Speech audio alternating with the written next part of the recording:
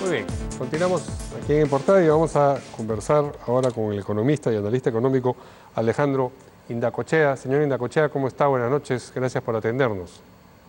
Buenas noches, gracias por la invitación al programa. Eh, una primera cifra que llama la atención hoy es la de la cotización del dólar.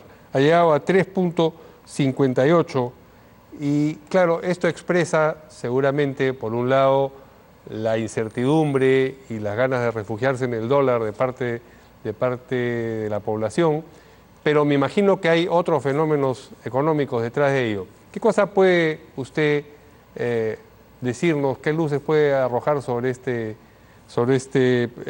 cotización de hoy del precio del dólar?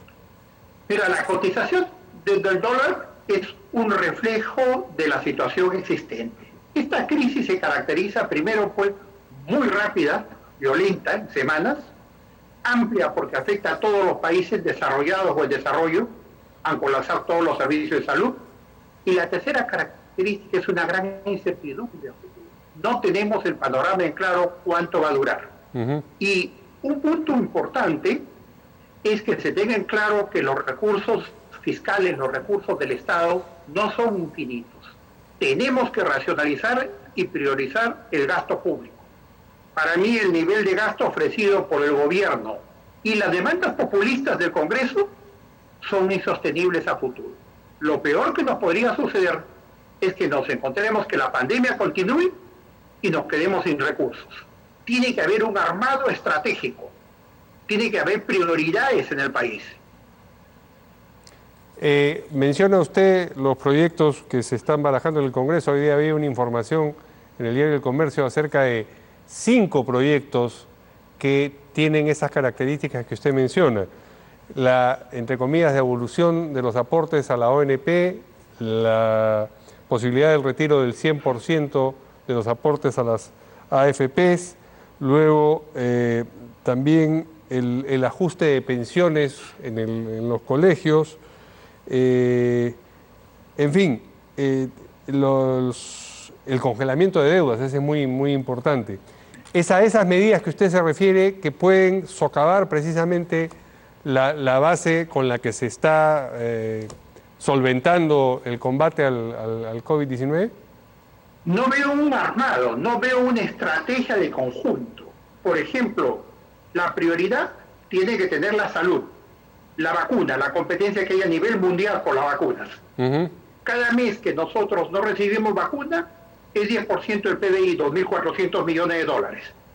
El Premier Martos anunció alrededor de 400 millones de dólares que sería para atender 6 millones de personas del país, solo el 20%. Acá tenemos que proteger a toda la población. Ese es un recurso prioritario. De ahí tenemos que dar apoyo social de emergencia. ¿Por qué? Porque hay gente que realmente cayó en la pobreza y tiene necesidades que hay que priorizar.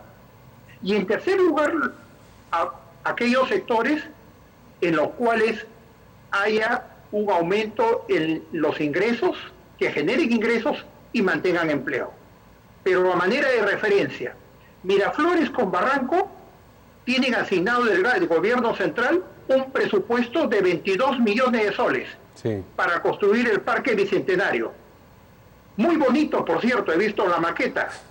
Pero mi pregunta es la siguiente: ¿es en este momento para el país, con la pandemia existente, la prioridad construir un parque bicentenario en uno de los distritos de mayor ingreso en el país, cuando hay otras prioridades? Entonces, ese armado, esa estrategia es la que no veo. Veo anuncios aislados, reactivos, y en algunos casos veo hasta un campeonato del Ejecutivo con el Legislativo. ¿Quién gasta más? Y tenemos que ser responsables para no hipotecar a las generaciones del futuro. Sí, pero yo le preguntaba específicamente por lo del Congreso, porque usted lo mencionó directamente. Le preguntaba por esas iniciativas que hoy día se han traído a colación, digamos, en esta nota periodística. Ese es populismo.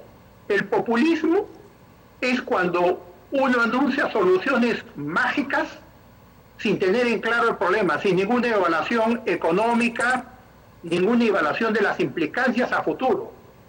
al hacer que las personas retiren su ahorro, lo que tienen en un fondo de pensiones, se va a generar un problema futuro, cuando el 2025-2030 sea más de 8 millones de personas que exceden los 65 años, cuando nos ganen los juicios por haber congelado los peajes.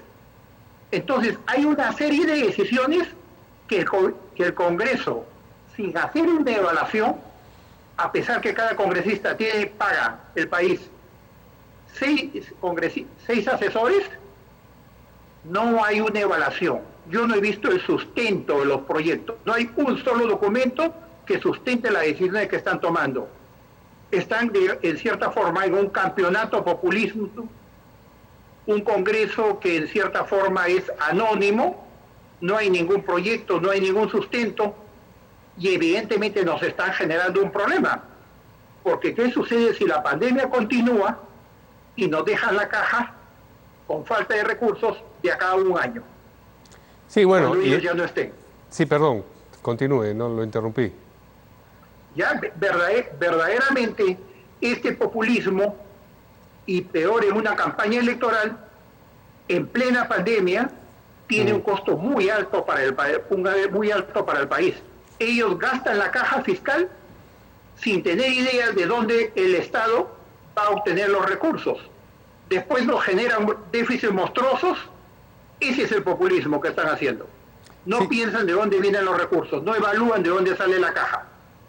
¿Piensa usted que es sencillamente un bloqueo, es decir, que no quieren mirar, o es una falta de conocimiento técnico? Porque además se saltan, por ejemplo, las segundas votaciones en aquellos proyectos que se supone requieren de una mayor reflexión, o no pasan por comisiones, no han pasado por comisiones varios de esos proyectos.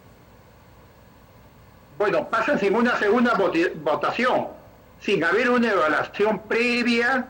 Uno les hace ver las implicancias de lo que significa congelar peajes, y que esto implica que van a ganar juicios en el CIADI y vamos a tener que pagar sumas millonarias, lo que implica un fondo de pensiones, el Sistema Nacional de Pensiones, que ese dinero va a tener que salir de la caja.